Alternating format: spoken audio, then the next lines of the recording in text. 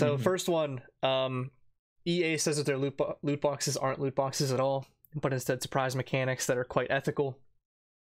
Kerry Hopkins, the VP of Legal at EA, spoke in front of the UK Parliament's Digital Culture, Media and Sport Committee this week. And she was asked about the evidence of links between loot boxes and gambling, and also if she considered loot boxes to be an ethical failure. So she said, "We don't call them loot boxes, but instead we refer to them as surprise mechanics." She also said, and I quote here, "If you go to, I don't know what your version of Target is, a store that sells lots of toys, and you do a search for surprise tours, what you'll find is that this is something people enjoy. They enjoy surprises. And so it's something that's been part of toys for years, whether it's Kinder Eggs or Hatchimals or LOL Surprise." I don't even know what those are. "We do think the way that we have implemented these kinds of mechanics in FIFA, which of course is our big one, our FIFA Ultimate Team and our packs, is actually quite ethical and quite fun, enjoyable to people." And she also went on to say, in so many words, that EA did not agree that games or loot boxes were addictive. So obviously, this is kind of going around the internet like wildfire. I feel like it's everywhere, and I think that it should be, because this statement is ridiculous. But I'd really love to hear your guys' thoughts. It's my new favorite meme. It's gold, man. This is I mean, you know, Kerry Hopkins probably has to go out and say this. I mean, this is probably decided on beforehand, and she's just kind of like, I don't know, like the black sheep here, like, you know, the one that's going to take all the heat for this, which is unfortunate. She probably doesn't feel this way, but it's obviously this practice, especially EA, and especially in FIFA, and to like a lesser extent in like the Madden and NHL series. It's manipulative. It takes advantage of a very young population. You know, there's a lot of kids playing these sports games, and, you know, manipulates them, you know, incentivizes them to spend money on their game in a way that, in a lot of money at that. To some of these packs, I remember when I was playing NHL and stuff, they're like $20 for the pack.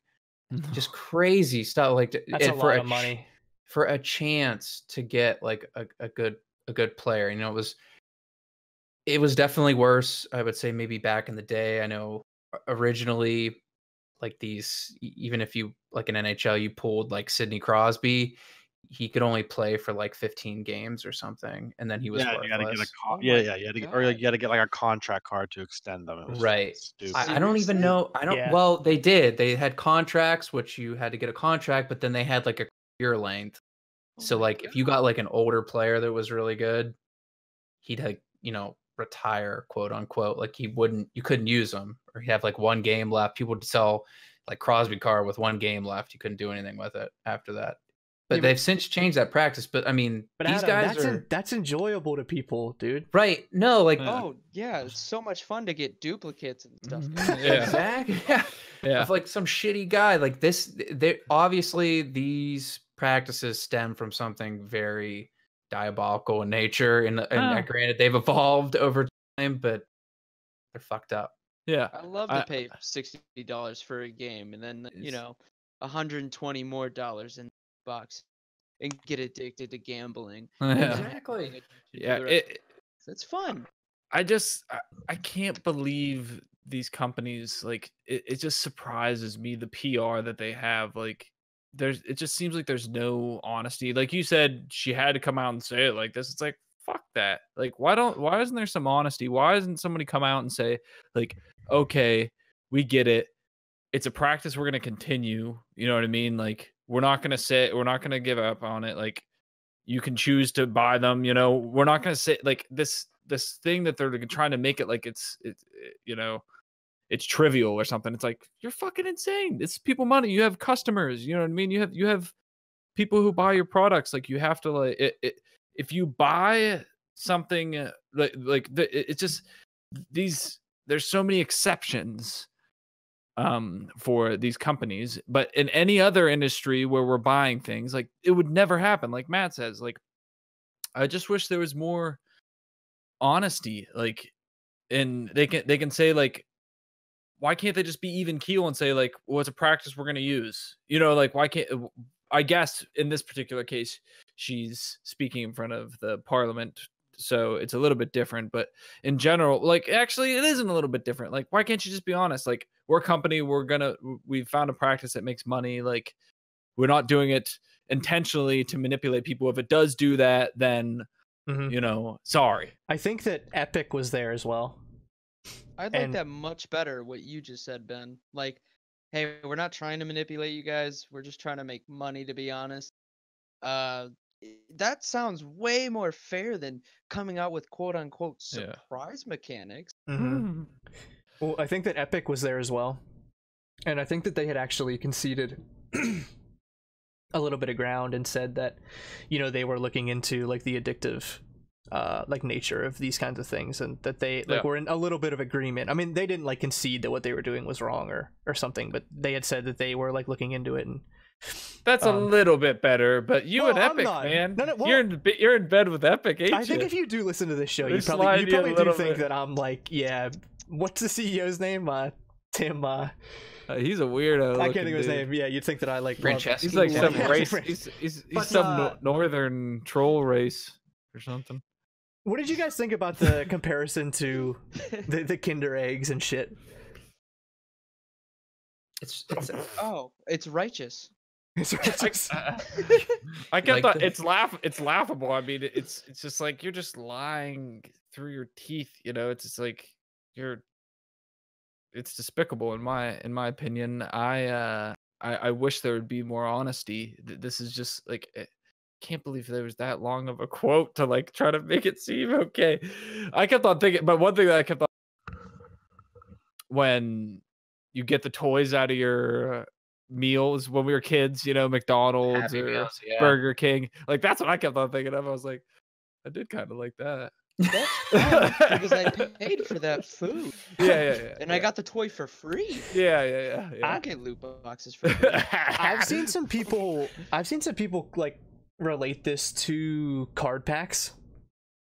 I was just like thinking Pokemon or Yu-Gi-Oh, or even like sports cards or something, where you're buying a pack and you know there's such a huge swing of what you could get. You know, normally you get nothing, but especially with like sports cards, you could get a card that's really worth a lot of money. And I don't know. I mean, for me it's a little bit different because you're talking about something that's tangible versus something that, number one, with the FIFA team expires. Which is a really strange thing, but also, you know, doesn't actually exist. So I don't know. What are your thoughts there? I'm actually like, when I think about that, I can see the correlation. $60 game. That's upfront. Ridiculous.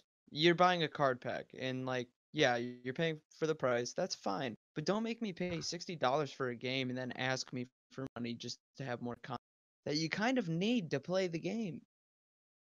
Right. I mean, I feel like two completely different things. Like obviously video games and car collecting are hobbies. I don't think there's much of like an entry fee to card collecting like there is to buying like FIFA every single year to get into their ultimate team. And I feel like right there you have to stop drawing the parallels between the two, because I mean back to what you said. I mean, it's tangible. Like it's not going away. This FIFA game is really only good for 1 year, especially like the ultimate team facet. I mean, maybe you can play like last year's edition, but the player base falls off.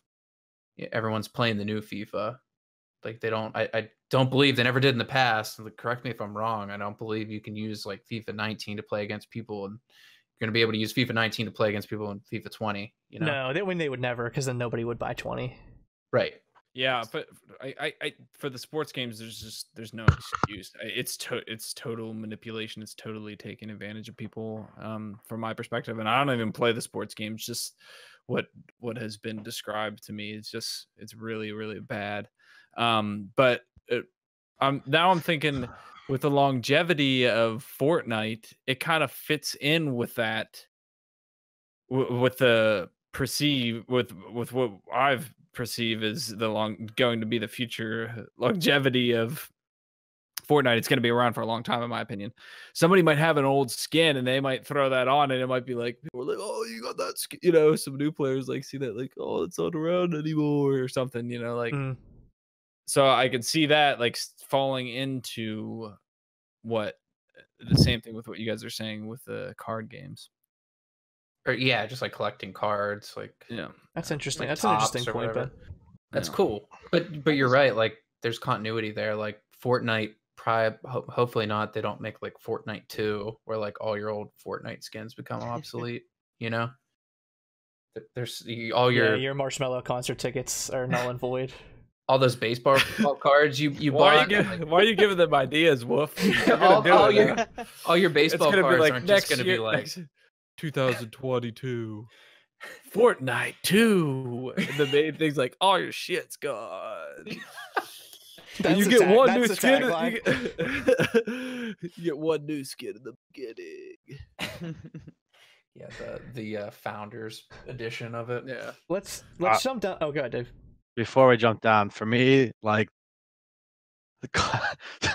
calling them not loot boxes and calling them surprise mechanics, like fuck off. You know what I mean? Like literally fuck off. Like I get that it's a blatant lie. Yeah, I get that you have to defend like what you're doing. I understand that because that's just how things are. But, like, get the fuck out of here! Don't call surprise mechanics. That's like the biggest slap in the face. Like, what the fuck is that? It's when you go into the EA offices, it's probably like plastered all over on the walls. It's like surprise mechanics, surprise mechanics. Yeah, and now that you've said that, Dave, it made me realize like not only are you slapping the people in the face who spent all the money and shit, like that comment is going to make no one or anybody who's reasonable and not brainwashed or already manipulated, they're not going to fucking want to play these games, or maybe not play them. They're not going to want the loot boxes now, in my opinion, if they saw this quote. So it's like, it's so stupid. You didn't think this was going to get out? Like, go your even keel route, say, you know, what Epic said at the minimum.